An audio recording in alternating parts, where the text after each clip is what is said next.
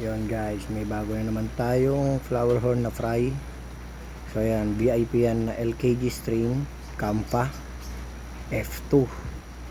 So acclimate muna natin. Ayan, acclimate muna natin siya dyan. Ito yung magiging bagong tank nya. Mamaya silipin natin. Yan, pinakulan natin. Ganda ng pearl nya. Ayan. So itong ganitong strain, ayan, ipapakita ko mamaya sa end ng video natin kung anong pwede niyang maging possible na itsura paglaki niya.